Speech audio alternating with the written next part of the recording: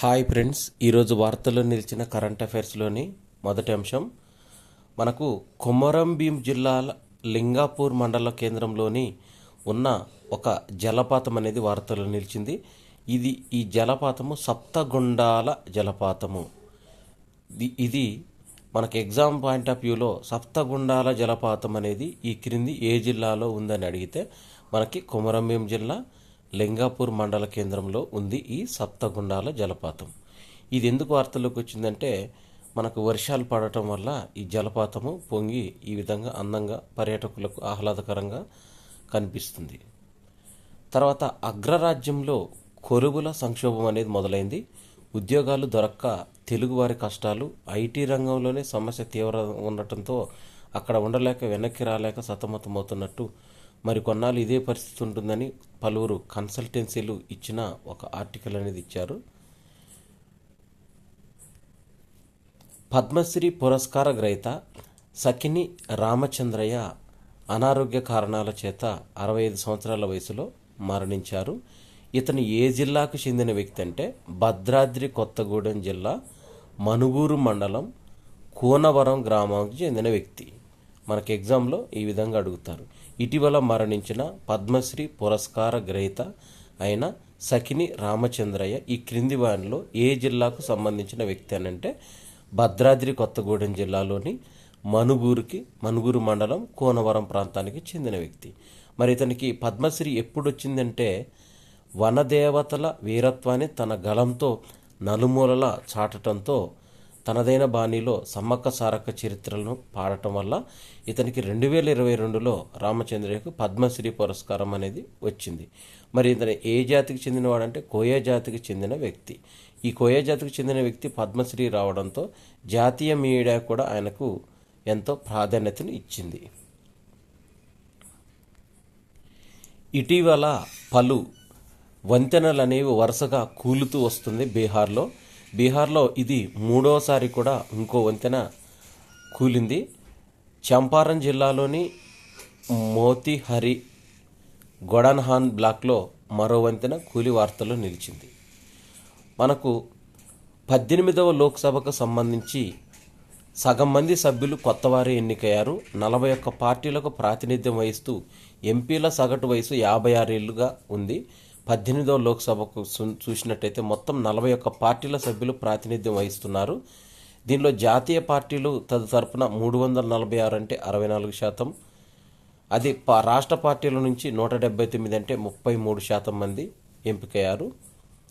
దీనిలో చూసినట్టయితే 53 మంత్రుల్లో 35 మంది తిరిగి ఎన్నికయ్యారు. గత సభలో ఉన్నవారు 216 మంది తిరిగి ఎంపికయ్యారు. ఇక ఈ 18వ లోక్సభ సగటు వయసు చూసినట్టయితే 56 సంవత్సరాలు. 17వ లోక్సభ సగటు వయసు చూసినట్టయితే 59 సంవత్సరాల కంటే ఇది 3 ఏళ్ళు తక్కువ. సభా సమయం అనేది నేటి నుంచి 18వ లోక్సభ సమావేశాలు జరుగుతున్నాయి. స్పీకర్గా మరొకసారి ఓం బిర్లా అవుతాడా కాదా అనేది వీరు ఎన్నికలో ఏర్పాటు చేయనున్నారు. గంటకు 26 మందితో ప్రమాణ స్వీకారం కార్యక్రమం అనేది జరుగుతుంది.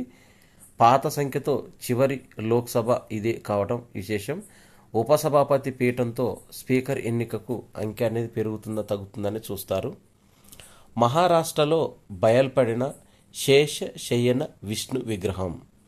దీన్ని ఎగ్జామ్లో ఎలా అడుగుతారంటే ఇటీవల బయల్పడిన శేషశయన విష్ణు విగ్రహము ఏ రాష్ట్రంలో బయల్పడింది అంటే మహారాష్ట్రలో బయల్పడింది. దీంట్లో లక్ష్మీదేవి విగ్రహాన్ని గుర్తించారు తొలుత. ఆ తర్వాత 1.70 మీటర్ల పొడవున్న విష్ణుమూర్తి విగ్రహం కూడా లభ్యమైంది. పన్నా రైతుకు దొరికిన 25 లక్షల రూపాయల విలువ చేసే వజ్రం. ఇది మధ్యప్రదేశ్లోని పన్నాలో బయల్పడింది. తాను లీజుకు తీసుకున్న గనిలో రాత్రికి రాత్రి 25 లక్షలు కలిసి రావడంతో ఆ రైతు ఆనందానికి అవధులు లేవు.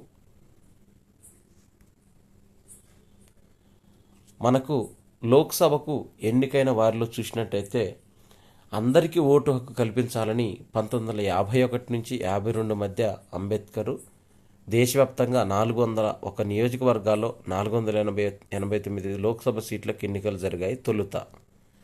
తర్వాత 1957లో జరిగిన ఎన్నికల్లో చూసినట్టయితే రాష్ట్రాలు తగ్గి సీట్లు పెరిగాయి.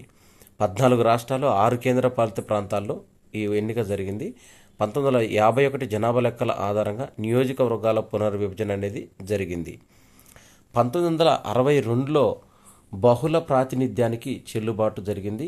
ఫిబ్రవరి 16, 25 మధ్య 10 రోజుల పాటు ఎన్నికలు నిర్వహించారు. 76 ఎస్సీలకు, 31 ఎస్టీలకు సీట్లను కేటాయించారు. మొత్తం ఈ మూడో సార్వత్రిక ఎన్నికల్లో 387 సీట్లు వీటికి ఎన్నికలు జరిగాయి. తర్వాత 1967లో 62 నుంచి 67 మధ్య ఎన్నికలు చూసినట్టయితే ఇది మూడోసారి ప్రధానిగా ప్రమాణ స్వీకారం చేసిన 2 ఏళ్లకే చైనాతో యుద్ధానంతరం జవహర్లాల్ నెహ్రూకి 1964లో జవహర్లాల్ నెహ్రూ మరణించారు. ఇక్కడ చూసినట్టయితే మొత్తంగా 44 సీట్లతో లోక్సభలో ప్రధాన ప్రతిపక్షంగా కలిసి వచ్చింది. ఇక 1971లో ఎదురులేని విజయం నుంచి ఎమర్జెన్సీ వైపుకు దూసుకెళ్ళింది.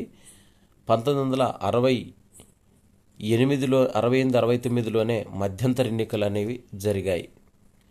ఇక 1977లో తొలి కాంగ్రెసేతర సర్కార్ అనేది కొలువు తీరింది. 200 దీంట్లో లోక్సభ సభ్యుల సంఖ్యను 543కు పెంచారు. జనతా పార్టీ 298 సీట్లతో అత్యధిక స్థానాలు గెలిచింది పార్టీగా నిలిచింది. 1980లో భారతీయ జనతా పార్టీ ఆవిర్భవించింది అక్టోబర్ 22న. 1979లో కేంద్రంలో ప్రభుత్వం రద్దవగా 1980 జనవరిలో పోలింగ్ అనేది జరిగింది. మొత్తము 353 సీట్లు కాంగ్రెస్ గెలిచింది. రాయ్బరేలీ, మెదక్ జిల్లా నియోజకవర్గాల నుంచి ఇందిరాగాంధీ గెలిచారు. 1984లో తొలిసారి 400 పార్ 400 దాటాలని లక్ష్యం పెట్టుకున్నారు. 1989లో మండల్ మందిర్ జనతాదళ్ 143 సీట్లు గెలిచింది. దీంట్లో భారతీయ జనతా పార్టీ 85 సీట్లు గెలిచి వామపక్షాలు 45 సీట్లు గెలుచుకున్నాయి. 1991లో రాజీవ్ హత్య అనంతరం పీవీకి టీఎన్ శేషన్ ముఖ్య ఎన్నికల అధికారిగా ఉండగా ఎన్నికలు జరిగాయి. 1991 మే 20 నుంచి జూన్ 12, 15 తేదీల్లో పోలింగ్ జరిగింది. దీంట్లో మన్మోహన్ సింగ్ ఆర్థిక మంత్రిగా, పీవీ దేశంలో ఆర్థిక సంస్కరణలకు శ్రీకారం చుట్టారు. కాంగ్రెస్కు 232 చోట్ల గెలిచి అధికారంలో చేజిక్కించుకుంది. 1998లో జయకు ఎదురుదెబ్బ, వాజ్పేయి అవుట్ అయ్యారు. మొత్తం 11వ లోక్సభ రద్దు కావడంతో 1998 ఫిబ్రవరిలో జరిగిన సార్వత్రిక ఎన్నికల్లో ఏ పార్టీకి స్పష్టమైన మెజార్టీ రాలేదు. భారతీయ జనతా పార్టీ 182, కాంగ్రెస్కు 141 సీట్లు మాత్రమే వచ్చాయి. ఇక 1996లో 2 ఏళ్లు 3 ప్రధానులు మారారు. దీంట్లో చూసినట్టయితే తక్కువ స్థానాలు 140 దక్కించుకున్నాయి. మెజార్టీ రాకపోవడంతో 161 సీట్లతో అతిపెద్ద పార్టీగా భారతీయ జనతా పార్టీ ప్రభుత్వాన్ని ఏర్పాటు చేసింది. 1999లో ఎట్టకేలకు వాజ్పేయి పూర్తిస్థాయి ప్రధాని బాధ్యతలు చేపట్టారు. ఈసారి 5 ఏళ్లు పూర్తికాలం విధులు నిర్వర్తించారు. 2000 నుంచి 2014 మధ్యలో యూపీఏ హయాం జరిగింది. 13వ లోక్సభ నుంచి 2004 ఫిబ్రవరి 6న ముందస్తుగానే రద్దు చేశారు. నిరంతర కాల వ్యవధి ప్రకారం 2004 నుంచి సెప్టెంబర్ నుంచి అక్టోబర్ మధ్యలో జరగాల్సిన లోక్సభ ఎన్నికలు ముందస్తుగా ఏప్రిల్ టు మే మధ్య జరిగాయి. 2014 నుంచి 2019 వరకు మోదీ హవా మొదలైంది. దీంట్లో 1984 ఎన్నికల్లో కాంగ్రెసేతర తర్వాత 30 ఏళ్ల తర్వాత భారతీయ జనతా పార్టీ అధికారంలో చేజిక్కించుకుంది. 2024 సంవత్సరము మళ్ళీ సంకీర్ణ ప్రభుత్వంతో అధికారంలోకి వచ్చింది. నరేంద్ర మోదీ భారతీయ జనతా పార్టీ ఇచ్చిన పిలుపు మేరకు మ్యాజిక్ ఫిగర్కు దగ్గరలోనే ఆపేశారు. దీంతో 2019లో భారతీయ జనతా పార్టీకి 303 సీట్లు, ఎన్డీఏకి 350 సీట్లు వచ్చాయి. ఈసారి భారతీయ జనతా పార్టీ బలం 240కు, ఎన్డీఏ బలం 293కు తగ్గింది. ఇక లోక్సభలో ప్రధాన ప్రతిపక్ష హోదాలో పొందిన ప్రాంతీయ పార్టీలు చూసినట్టయితే స్వతంత్ర భారత్లో మొట్టమొదటి లోక్సభకు కొలువుదీరింది మే 13, 1952. తొలి లోక్సభ స్పీకర్ గణేష్ వాసుదేవ్ మౌలంకర్. ప్రస్తుతం లోక్సభ ఎస్టీ రిజర్వేషన్ నియోజకవర్గాల స్థానాలు 47. తొలి ఎన్నికల కమిషనరు సుకుమార్ సేన్. సుదీర్ఘకాలం పాటు ప్రధాన ఎన్నికల కమిషనర్గా చేసిన వారు కళ్యాణ సుందరం. 1958 డిసెంబర్ 20 నుంచి 1967 సెప్టెంబరు 30 వరకు 8 సంవత్సరాలు 284 రోజులు పనిచేశారు. తొలి లోక్సభలో మహిళా ఎంపీల సంఖ్య 24. లోక్సభకు రాష్ట్రపతి ఎంతమందిని నామినేట్ చేస్తారంటే 2. లోక్సభలో ఎన్నికల్లో పోటీ చేయడానికి అర్హత వయసు 25 సంవత్సరాలు. దేశానికి 2 సార్లు తాత్కాలిక ప్రధానిగా చేసిన వారు గుల్జారీలాల్ నందా. నెహ్రూ మరణంతో 1964 మే 27 నుంచి జూన్ 9, 1964 వరకు లాల్ బహదూర్ శాస్త్రి మరణం తర్వాత 1964 జనవరి 11 నుంచి 1966 జనవరి 24 వరకు చేశారు. ఈవీఎంలను పూర్తి స్థాయిలో ఉపయోగించిన సార్వత్రిక ఎన్నికలు 2004లో జరిగిన లోక్సభ ఎన్నికలు. మొట్టమొదటి కాంగ్రెసేతర ప్రధాని మొరార్జీ దేశాయ్, భారతీయ జనతా పార్టీ 1977. దేశంలో అతిపెద్ద లోక్సభ నియోజకవర్గాలు ఓటర్ల సంఖ్యను అనుసరించి అతి చిన్న నియోజకవర్గాలు కేంద్రపాలిత ప్రాంతమైన లక్షద్వీప్ 57,594. అతిపెద్ద నియోజకవర్గం తెలంగాణలో ఉన్న మల్కాజ్గిరి నియోజకవర్గం 37.4 లక్షల మంది ఉన్నారు. ఇక్కడ ప్రజా ప్రాతినిధ్య చట్టం అమల్లోకి వచ్చింది 1950 ఏప్రిల్లో. ఇప్పటిదాకా ఎంతమంది మహిళా లోక్సభ స్పీకర్లుగా వ్యవహరించారంటే 2. ఒకరు మీరా కుమార్ కాంగ్రెస్ పార్టీ, రెండవవారు సుమిత్రా మహాజన్ భారతీయ జనతా పార్టీ. ఇక భారత్లో మహిళలకు ఎప్పుడు ఓటు హక్కు కల్పించారంటే తొలి సార్వత్రిక ఎన్నికల నుంచే 21 ఏళ్ళు నిండిన ప్రతి ఒక్కరికి. తర్వాత 1989 నుంచి ఎన్నికల నుంచి దీన్ని 18 ఏళ్లకు తగ్గించారు ఓటు హక్కును. రాష్ట్రాల్లో తొలి కాంగ్రెసేతర ప్రభుత్వం ఎప్పుడు ఏర్పడిందంటే 1957 కేరళలో ఈఎంఎస్ నమూద్రిపాల్ సారథ్యంలో ఏర్పడ్డ కమ్యూనిస్టు పార్టీ. తొలి ఎన్నికల్లో అత్యధిక సీట్లు గెలుచుకున్న విపక్ష పార్టీ సిపిఐ 16 సీట్లు. లోక్సభలో ప్రధాన ప్రతిపక్ష హోదా పొందిన ప్రాంతీయ పార్టీ తెలుగుదేశం పార్టీ 30 సీట్లు 1984లో. నెహ్రూ 2 సార్లు సంకీర్ణాలు ఎదుర్కొన్నారు. వాతావరణ మార్పులతో నీటి సేకరణకు అధిక సమయం పట్టొచ్చని, మహిళల స్థితిగతులపై ప్రభావంపైన అధ్యయనం చేశారు.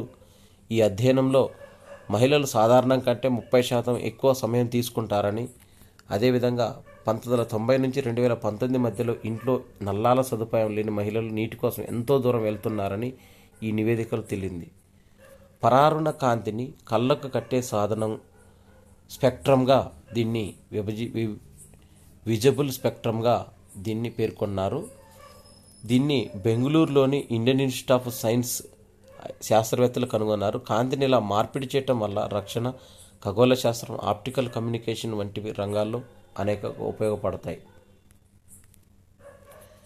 అబుదాబిలో యునైటెడ్ అరబ్ ఎమిరేట్స్ విదేశాంగ మంత్రి Abdullah bin Zayed Al Nahyan విస్తృత స్థాయి చర్చలు జరిపేందుకు నిమిత్తం భారత విదేశీ వ్యవహారాల శాఖ మంత్రి జయశంకర్ అబుదాబికి చేరుకున్న సందర్భంగా అక్కడ భారత రాయబార కార్యాలయంలో 10వ అంతర్జాతీయ యోగా దినోత్సవాన్ని పాల్పంచుకున్నారు. అనంతరం అబుదాబి హిందూ దేవాలయాన్ని సందర్శించారు. జీఎస్టీ R1 ఫామ్ని సవరించే అవకాశం ఉందని సిఫార్సు చేసిన జీఎస్టీ మండలి 11 రాష్ట్రాల నుంచి కొత్త మంత్రులు ఇటీవల జీఎస్టీ మండలిలో చేరినందువల్ల జీఎస్టీ మండలి దాని కింద 3 మంత్రి బృందాలని పునర్నిర్మించాలని పేర్కొంది. గతేడాది అక్టోబర్లో విడుదలైన 12th ఫెయిల్ అనే సినిమా చాలా మందిని చాలా వినూత్నంగా ప్రదర్శన అయింది, ఎంతో స్ఫూర్తివంతంగా నిలిచింది 12th ఫెయిల్ సినిమా. ఈ సినిమాని షాంఘై ఫిలిం ఫెస్టివల్లో ప్రదర్శనకు 23వ తారీఖు ప్రదర్శిస్తున్నారు. దీంట్లో విక్రాంత్ మాస్సే ఈ ప్రదర్శనలో స్వయంగా పాల్గొంటున్నారు మేధా శంకర్తో కలిసి.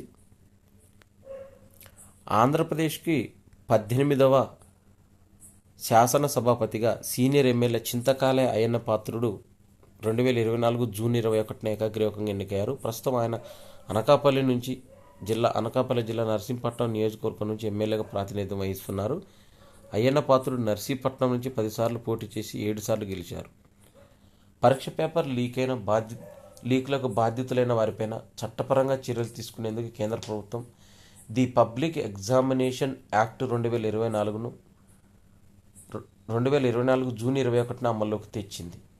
ప్రివెన్షన్ ఆఫ్ అన్ఫెయిర్ మీన్స్ అనే పేరుతో. ఈ చట్టం ప్రకారం ఎవరైనా చట్టవిరుద్ధంగా పరీక్ష పేపర్లను అందుకున్న, ప్రశ్నలు జవాబులను లీక్ చేసిన, పరీక్ష రాసే వారికి అనుచితంగా సాయం చేసిన, కంప్యూటర్ నెట్వర్క్ ట్యాంపరింగ్ చేసిన, ప్రతిభావంతుల ర్యాంకుల జాబితాను ట్యాంపరింగ్ చేసిన, నకిలీ పరీక్షలు నిర్వహించిన, నకిలీ ప్రవేశ పరీక్ష కార్డులు జారీ చేసిన నేరంగా పరిగణిస్తారు. ఇందుకు కారకులైన వారికి 5 నుంచి 10 ఏళ్ల వరకు జైలు శిక్ష, ₹1,00,00,000 వరకు జరిమానా విధించడానికి ఈ చట్టాన్ని తీసుకొచ్చారు. జూన్ 21, 2024లో ఈ చట్టం పేరు ది పబ్లిక్ ఎగ్జామినేషన్స్ యాక్ట్ 2024. వస్తు సేవల పన్ను జీఎస్టీ రేట్ల హేతుబద్ధీకరణ కమిటీ ప్రభుత్వం 2024 జూన్ 21న పునర్వ్యవస్థీకరించింది. 7 సభ్యులుండే ఈ కమిటీ కన్వీనర్గా బీహార్ డిప్యూటీ సీఎం సామ్రాట్ చౌదరి నియమించింది. కమిటీలో సభ్యులుగా ఉత్తరప్రదేశ్ ఆర్థిక మంత్రి సురేష్ కుమార్ ఖన్నా, గోవా రవాణా మంత్రి మావిన్ గొడిన్హో, రాజస్థాన్ ఆరోగ్య మంత్రి గజేంద్ర సింగ్, పశ్చిమ బెంగాల్ ఆర్థిక మంత్రి చంద్రిమా భట్టాచార్య, కర్ణాటక ఆర్థిక మంత్రి కృష్ణా బైరేగౌడ, కేరళ ఆర్థిక మంత్రి కేఎన్ బాలగోపాల్ పాల్గొన్నారు. ఆర్చరీ ప్రపంచ కప్లో తెలుగు కుర్రాడికి 2 కాంస్యాలు చేజిక్కించుకున్నాడు. మూడో అంచె ఆర్చరీ ప్రపంచ కప్లో తెలుగు కుర్రాడు బొమ్మదేవర ధీరజ్ చెరుకూరి ఓల్గా ఆర్చరీ అకాడమీ విజయవాడ నుంచి ఇతను అదరగొట్టాడు. రికర్వ్ వ్యక్తిగత మిక్స్డ్ టీం విభాగాల్లో 2 కాంస్య పతకాలతో సత్తా చాటాడు. చరిత్ర సృష్టించిన శ్రీజ WTT కంటెండర్ టైటిల్ సొంతం చేసుకుంది. భారత టేబుల్ టెన్నిస్ పేరుగా రికార్డును నమోదు చేసింది. ఇవి జూన్ 24, 2024కు సంబంధించిన కరెంట్ అఫైర్స్. ఈ వీడియో నచ్చినట్టయితే లైక్ చేయండి, షేర్ చేయండి, కామెంట్ చేయండి. నా ఛానల్ సబ్స్క్రైబ్ చేసుకోవడం ద్వారా నేను చేసే వీడియోస్ అన్నీ మీకు నోటిఫికేషన్ రూపంలో వెలువడతాయి. Thanks for watching.